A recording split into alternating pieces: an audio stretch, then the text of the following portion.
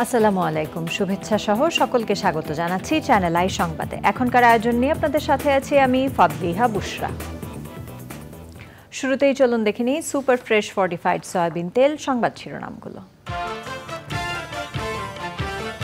গণ অভ্যুত্থানে হতাহতের তথ্য চেয়ে হাসপাতাল, কবরস্থান ও ডিসিদের কাছে ট্রাইব্যুনালের চিঠি, ভিডিও ছবি চেয়েছে গণমাধ্যমের কাছে। অন্তর্বর্তী সরকার কি কি সংস্কার চায় তা তুলে ধরতে বিএনপির আহ্বান। বাংলাদেশ ভারত সম্পর্ক পারস্পরিক শ্রদ্ধাবোধের হওয়া উচিত মন্তব্য।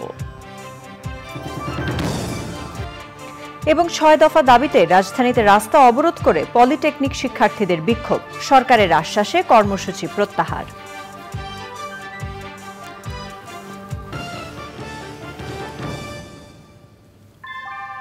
আমরা তৈরি করি বিশ্বমানের জার্মান প্রযুক্তির ভূমিকম্প সহনশীল থার্মেক্স রড, যা আপনার স্থাপনাকে নিরাপদ রাখে প্রজন্ম থেকে প্রজন্ম। সালাম স্টিল, মোস্ট ডিউরেবল স্টিল।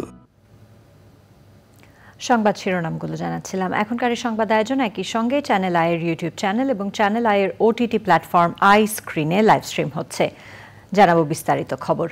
ছাত্র জনতার গণ অভ্যুত্থানে নিহত ও আহতদের তথ্য চেয়ে দেশের সব সরকারি বেসরকারি হাসপাতাল, কবরস্থান ও জেলা প্রশাসকের কাছে চিঠি দিয়েছে আন্তর্জাতিক অপরাধ ট্রাইব্যুনালের তদন্ত সংস্থা। ওই বিষয়ে তথ্য দিতে সমন্বয়কদের প্রতি আহ্বান জানিয়েছেন ট্রাইব্যুনালের চিফ প্রসিকিউটর তাজুল ইসলাম। গণমাধ্যমের কাছে ছবি ও ভিডিও চেয়েছে ট্রাইব্যুনাল। বিচার চলার সময় শেখ হাসিনা সহ গণহত্যা মামলার আসামিরা যেন বিদেশি আইনজীবী রাখতে পারেন, এ নিয়ে সরকারের সাথে তাদের আলোচনা চলছে। মাজহারুল হক মান্নার রিপোর্ট। গণ অভ্যুত্থানে পুলিশের গুলিতে আহত হয়ে বিভিন্ন হাসপাতালে চিকিৎসাধীনদের দেখতে রোববার হাসপাতালে গিয়েছিলেন প্রসিকিউশন ও তদন্ত সংস্থার প্রতিনিধিরা। এর মাধ্যমে আনুষ্ঠানিক তদন্ত কার্যক্রম শুরু হয়েছে বলে জানান চিফ প্রসিকিউটর তাজুল ইসলাম। এ বিষয়ে বিস্তারিত জানতে প্রতিষ্ঠানে চিঠি দেওয়ার কথা জানান তিনি। বাংলাদেশের সকল জেলা প্রশাসক, সকল পুলিশ সুপার, সকল সিভিল সার্জন, সকল সরকারি এবং বেসরকারি হসপিটালের যারা প্রশাসনে আছেন, দায়িত্বে আছেন, তাদের কাছে চিঠি পাঠাচ্ছি। পাশাপাশি যে সমস্ত বড় বড় কবরস্থান আছে, সেই কবরস্থানের যারা প্রশাসক আছে তাদের কাছেও চিঠি পাঠানো হচ্ছে। যে বিশ্ববিদ্যালয়ের ভাইস চ্যান্সেলরগুলোর কাছে আমরা চিঠি পাঠাচ্ছি যে সেখানে কি কি ঘটনা ঘটেছে। তো এইগুলো চিঠিতে আমরা অনুরোধ জানিয়েছি হসপিটালে কতজন আহত নিহত মানুষ গিয়েছিলেন, কতজন চিকিৎসা গ্রহণ করেছেন, কতজন মারা গিয়েছে, তাদের সংক্রান্ত যত চিকিৎসার ডকুমেন্ট আছে এগুলো তদন্ত সংস্থায় সরবরাহ করার জন্য। প্রিন্ট এবং ইলেকট্রনিক মিডিয়ার যারা এই প্রশাসনে আছেন তাদের কাছে চিঠি দিয়েছি যে আপনাদের কাছে এ যাবৎকালে এই আগস্ট বা জুলাই বিপ্লবের যত ডকুমেন্টস আপনাদের ক্যামেরায় ধারণ করা আছে, আপনাদের রিপোর্টে ধারণ করা আছে, এই সব কিছুর কপি আমাদেরকে সরবরাহ করার জন্য সেটাও আমরা রিকোয়েস্ট করেছি। আশা করছি সেগুলো আমরা পেয়ে যাব। বাংলাদেশের এই ছাত্র জনতার অভ্যুত্থানে যে আমাদের ছাত্র নেতারা ছিলেন, সমন্বয়করা ছিলেন, তাদের সবার প্রতি আমাদের আহ্বান থাকবে যে আপনারা এই ফোরফ্রন্টে ছিলেন, ফিল্ডে ছিলেন, আপনারা দেখেছেন ঘটনাগুলো কিভাবে ঘটেছে। আপনাদেরকে অর্গানাইজড ওয়েতে এই তদন্ত সংস্থাকে সহায়তা করার জন্য আমরা অনুরোধ করছি। বিচার প্রক্রিয়া শুরু হওয়ার পর দেশীয় আইনজীবীর পাশাপাশি বিদেশি আইনজীবীরা আসামিদের পক্ষে মামলা লড়তে পারবেন কিনা তার ব্যাখ্যা দেন চিফ প্রসিকিউটর। আমাদের মধ্যে একটা আলোচনা চলছে যে ফরেন যে সমস্ত লয়ার্স যদি আসামি পক্ষ চান, তারা যদি নিয়োগ করতে চান, সেই ব্যাপারে একটা ইতিবাচক সিদ্ধান্ত হওয়ার সম্ভাবনা আছে, বাট এটা এখনও সিদ্ধান্ত হয়নি। আমরা মনে করি যে তারা যদি তাদের বেস্ট ডিফেন্স দেওয়ার জন্য আইনজীবী চান, সেটা দেশি হোক বিদেশি হোক, আমাদের পক্ষ থেকে আপত্তি থাকার কোনো কারণ নেই। চিফ প্রসিকিউটর বলেন, বিচার প্রক্রিয়া নিয়ে কোনো প্রশ্ন যেন না থাকে, সেজন্য যা যা করা দরকার তাই করবেন তারা। ক্ষতিগ্রস্তরা এই গণহত্যার বিচার দেখার অপেক্ষায় আছেন, সে কথাও স্মরণ করিয়ে দেন তিনি। মাজহারুল হক মান্না, চ্যানেল আই, ঢাকা। অন্তর্বর্তী সরকার কি কি সংস্কার করতে চায় তা জাতির সামনে তুলে ধরে দ্রুত নির্বাচন দেওয়ার আহ্বান জানিয়েছে বিএনপি।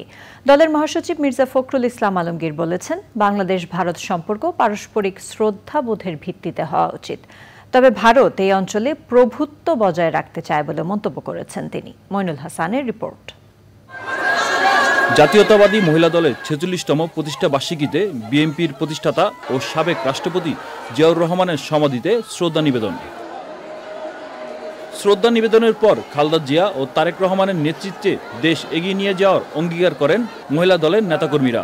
এই যে একটা যুদ্ধের বিনিময়ে নতুন একটা স্বাধীনতা আমরা পেলাম, আমাদের প্রতিষ্ঠাবার্ষিকীর অঙ্গীকার হবে আমাদের দেশনেত্রী বেগম খালেদা জিয়ার সুস্থতা, শহীদ রাষ্ট্রপতি জিয়াউর রহমানের প্রকৃত স্বীকৃতি, দেশটা তারেক রহমান যেন দেশে ফিরে আসতে পারে এবং আমরা যে রাজনীতিটা করেছি এতদিন একদম মেরুদণ্ড সোজা করে দাঁড়িয়ে, সেই রাজনীতির জন্য আমরা আরও সুন্দরভাবে সুস্থভাবে আমরা করতে পারি।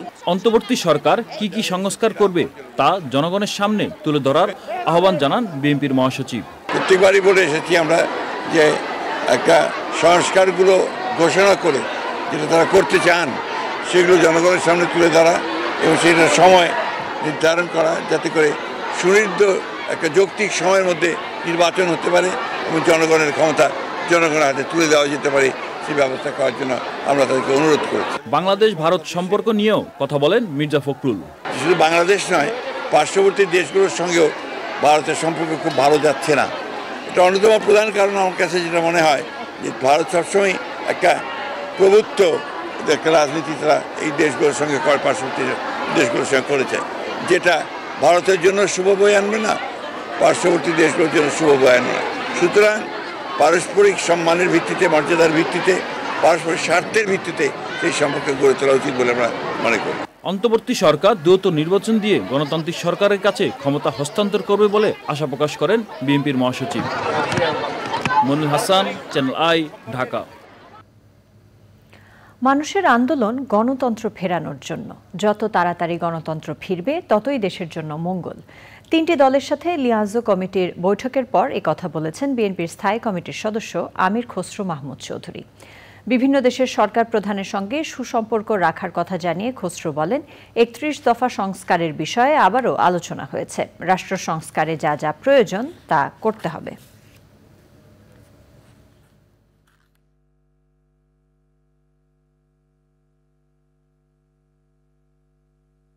আমরা চাই এই সরকার সফলভাবে আগামীর বাংলাদেশের মানুষের যে প্রত্যাশা, যে আকাঙ্ক্ষা, সেগুলো পূরণ করতে সক্ষম হবে। এই জন্য ইন্টেরিয়াম সরকারকে আমরা সার্বিক সহযোগিতা দিয়ে যাচ্ছি এবং দিয়ে যাব, এবং যতগুলো রাষ্ট্র সংস্কার, রাষ্ট্র মেরামতের বিষয় আছে যেগুলো করার মাধ্যমে আমরা দেশের প্রাতিষ্ঠানিকভাবে যে ধ্বংস করা হয়েছে বিগত দিনে, এগুলোকে সঠিক জায়গায় কিভাবে নিয়ে আসা যায় এবং আমাদের যে কি রিকমেন্ডেশন সেটা আমরা আজকে আলোচনা করেছি। সব দাবি মেনে নেয়ার আশ্বাসে আন্দোলনের কর্মসূচি স্থগিত করে ক্লাসে ফিরে যাওয়ার ঘোষণা দিয়েছে পলিটেকনিক ইনস্টিটিউটের শিক্ষার্থীরা। সন্ধ্যায় সড়কে অবস্থান তুলে নেয় তারা। সন্ধ্যায় শিক্ষা মন্ত্রণালয়ের কারিগরি ও মাদ্রাসা বিভাগের সচিব ডক্টর ফরিদ উদ্দিন আহমেদ ও ঢাকা পলিটেকনিক ইনস্টিটিউটের অধ্যক্ষের সঙ্গে বৈঠকে বসে শিক্ষার্থীরা। বৈঠকে ডিপ্লোমা প্রকৌশলীদের উচ্চশিক্ষার সুযোগ বৃদ্ধি এবং বিতর্কিত ক্রাফট ইনস্ট্রাক্টরদের স্থানান্তর সহ 6 দফা দাবির সপক্ষে শিক্ষার্থীরা যুক্তি তুলে ধরলে সচিব তা মেনে নেন। আগামী 1 সপ্তাহের মধ্যে দাবি বাস্তবায়নে সরকারের পদক্ষেপ পর্যবেক্ষণ করবে বলে জানিয়েছে শিক্ষার্থীরা। 6টা দাবির মধ্যে ইমিডিয়েটলি 5টা দাবি বাস্তবায়ন আমরা করতে পারবো এবং করার প্রক্রিয়া শুরু করব। আর একটা দাবি আমাদের পথ বাহির করতে হবে, কিভাবে বাস্তবায়ন করা যায় আমরা আলোচনা করে পথ বাহির করে সেটা বাস্তবায়ন করব।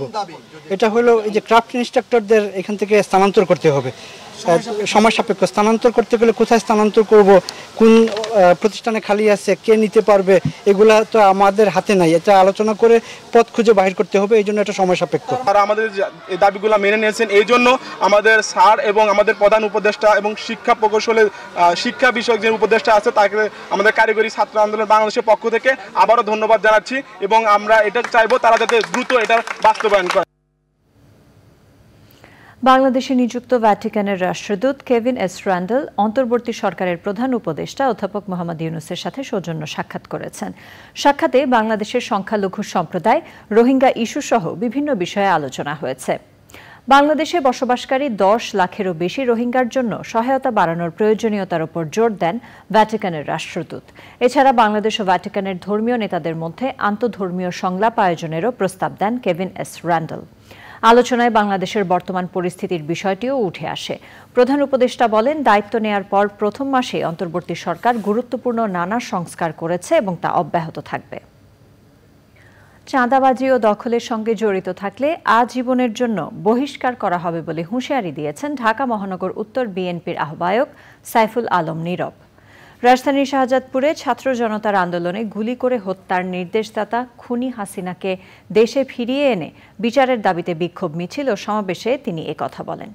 তিনি বলেন, স্বৈরাচারী শেখ হাসিনা অসংখ্য ছাত্র জনতাকে হত্যা করেছে, অনতিবিলম্বে তাকে দেশে এনে বিচারের কাঠগড়ায় দাঁড় করাতে হবে বলে জানান তিনি। বাংলাদেশের বন্যার্তদের সহায়তায় তহবিল সংগ্রহে কনসার্টের আয়োজন করতে যাচ্ছে টরন্টোর ব্যান্ড গ্রুপের সদস্যরা। 14 সেপ্টেম্বর 49 ফলস্টেড অ্যাভিনিউর সেন্ট প্যাট্রিক সেকেন্ডারি স্কুল মিলনায়তনে কনসার্টের আয়োজন করা হয়েছে। কনসার্টের টিকিটের অর্থ বন্যার্তদের সহায়তায় পাঠানো হবে বলে জানিয়েছেন আয়োজকরা। এ নিয়ে সংবাদ সম্মেলনে তারা জানান, কনসার্টের সব শিল্পী ও যন্ত্রশিল্পী বিনা পারিশ্রমিকে অংশ নিচ্ছেন। ড্যানফোর্ড সাউন্ড তাদের সাউন্ড সিস্টেম বিনামূল্যে সরবরাহ ও নিয়ন্ত্রণ করবে। কনসার্টের জন্য $20 টিকিট নির্ধারণ করা হলেও কেউ চাইলে বেশি মূল্য দিতে পারেন কিংবা কনসার্টের মাধ্যমে অনুদান দিতে পারেন। কনসার্টে উইনিংস খ্যাত চন্দন অ্যান্ড ফ্রেন্ডস, ফিডব্যাকের লুমিন, ব্যান্ড গ্রুপ আশিকুজ্জামান টুলুর দ্য অ্যাশেজ, যান্ত্রিক, ঝড়, মানুষ এবং ব্যান্ড 4 অংশ নেবে। এবারে জানাবো আমিন জুয়েলার্স আন্তর্জাতিক সংবাদ।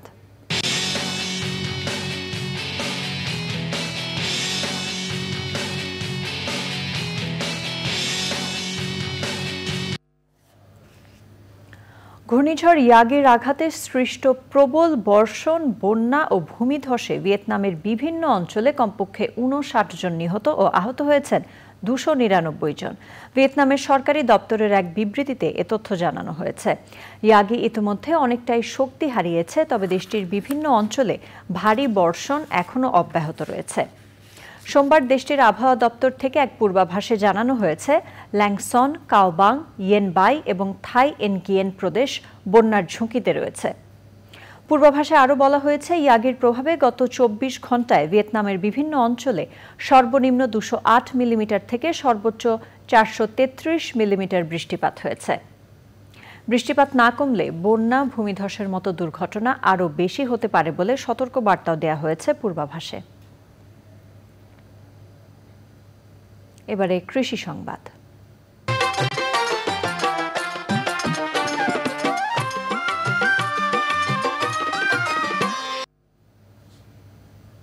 গাইবান্ধায় শুরু হয়েছে আউশ ধান কাটা ও মাড়াইয়ের কাজ। এবছর তেমন কোনো প্রাকৃতিক দুর্যোগ না হওয়ায় ধানের ফলন ভালো হয়েছে।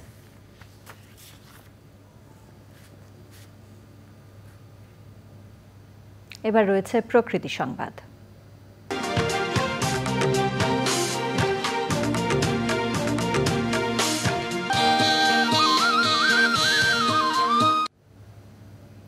চাঁপাইনবাবগঞ্জের শিবগঞ্জে 120টি লাল মাথা টিয়া পাখি উদ্ধার করে অবমুক্ত করা হয়েছে। পাখিগুলো আটকে রাখার সংবাদ পেয়ে উপজেলার বিনোদপুর ইউনিয়নের কামাত এলাকায় অভিযান চালান সহকারী কমিশনার ও নির্বাহী ম্যাজিস্ট্রেট তৌফিক আজিজ। এ সময় পাখি শিকারী রবিউল ইসলামকে 10,000 টাকা জরিমানা করা হয়। বন্যপ্রাণী পরিদর্শক Jahangir Kabir, wildlife supervisor Sarwar Hossain Khan ও শিবগঞ্জ থানার পুলিশ সদস্য সহ অন্যরা সে সময় উপস্থিত ছিলেন।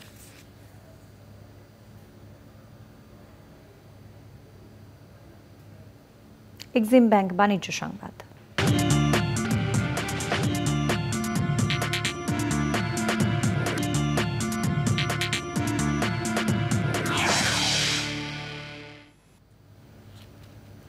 অর্থ উপদেষ্টা ডক্টর সালেউদ্দিন আহমেদ বলেছেন, বাজার ব্যবস্থাপনায় চাঁদাবাজি বন্ধে ব্যবস্থা নেওয়া হচ্ছে।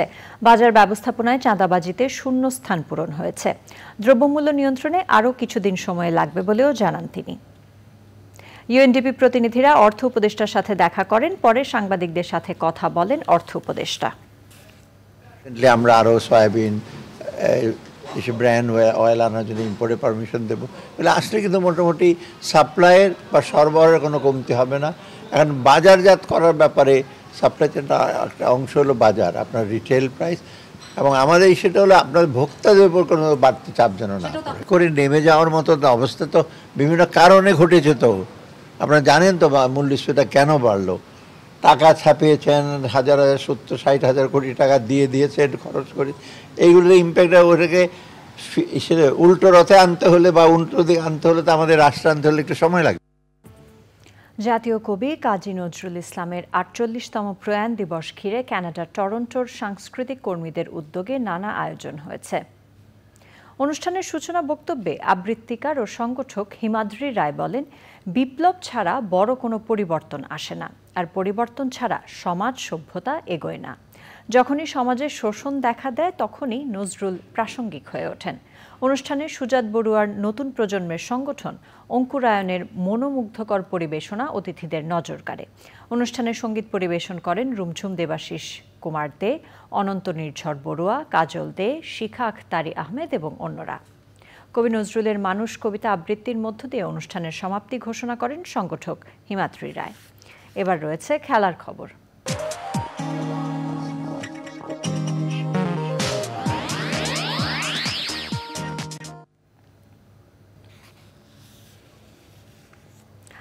ভারতের বিপক্ষে আসন্ন টেস্ট ও টি-20 সিরিজকে সামনে রেখে মিরপুরের হোম অফ ক্রিকেটে চলছে বাংলাদেশ ক্রিকেট দলের অনুশীলন।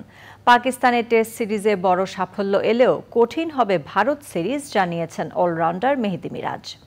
তবে পারফরম্যান্স দিয়ে ভারতের বিপক্ষে সাফল্যের খোঁজ করবে বাংলাদেশ।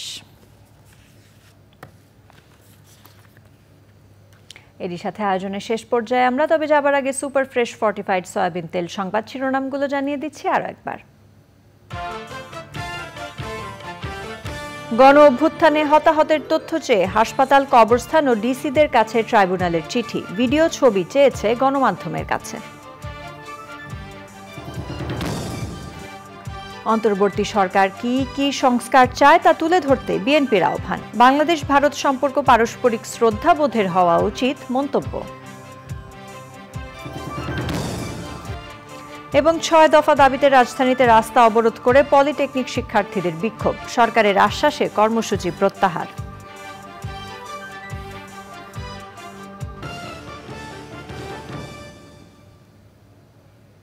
চ্যানেল আই সর্বশেষ সংবাদ জানতে ভিজিট করুন channelionline.com এ। যুক্ত থাকুন আমাদের সোশ্যাল মিডিয়া প্ল্যাটফর্মগুলোর সাথে। আমাদের পরবর্তী সংবাদ দেখার আমন্ত্রণ জানিয়ে শেষ করছি। এতক্ষণ সাথে থাকার জন্য ধন্যবাদ সবাইকে।